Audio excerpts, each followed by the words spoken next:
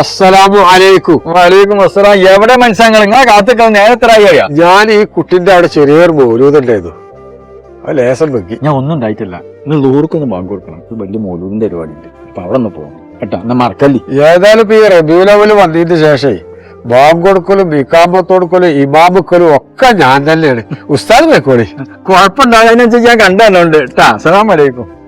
വലൈക്കും അസ്സലാം. അല്ല ഉസ്താദേ, ആ മൗലൂദ് നിങ്ങൾക്കില്ലേ? അല്ല, ആ പരിപാടി എനിക്കില്ല.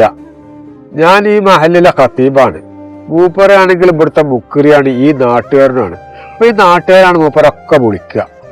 മൂപ്പരാണെങ്കിൽ ആ ഉസ്താദിനെ വിളിക്കാൻ വേണ്ടിട്ട് പറയോ? അത് പറയണില്ല എന്നാക്കി തോന്നുന്നുണ്ട്. ഇങ്ങനെ ആയപ്പോ സമ്പം തന്നെ ഉണ്ടാവുള്ളൂ ഉസ്താദേ. ആ, ശമ്പളം തന്നെ ഉണ്ടാവുള്ളൂ. പിന്നെ വലിയ മരണോ പിന്നെ കുടിയിരിക്കലോ അങ്ങനെ എന്തേലൊക്കെ ഉണ്ടെങ്കിൽ ഉസ്താദിനെ വിളിക്കും, പോവും. അൽഹംദുലില്ലാ റാഹത്താണ്. അതുകൊണ്ടൊന്നും ഇപ്പൊ നമുക്ക് കുഴപ്പമില്ല. അല്ല ഉസ്താദേ, നിങ്ങളെ പെരപ്പണൊക്കെ എന്തായിപ്പോ? വാർത്തിട്ടോളൂ, പിന്നെ ഒന്നും ചെയ്തിട്ടില്ല. എന്തേലൊക്കെ ചെയ്യണം. നിങ്ങളൊക്കെ ദ്വാരക്ക് ഒക്കെ പെട്ടെന്ന് കഴിയട്ടെ. അല്ല, നമ്മളെ മഹല്ല് കമ്മിറ്റിനോട് ഇതൊന്നും ഉണർത്തിയാലേ വല്ല മെച്ചം കിട്ടൂലേ? അല്ല, കമ്മിറ്റിക്കാരോട് പറഞ്ഞാൽ എന്തേലൊക്കെ ചെയ്യും. പക്ഷെ നമുക്ക് പറയാനും പറ്റൂല. കാരണം 1.5 കൊല്ലമായിട്ടുണ്ട് മകളെ കെട്ടിച്ചിട്ട്. അതിന്റെ പിരിവൊക്കെ ഇവിടുന്ന് എടുത്ത് തന്നതാണ്.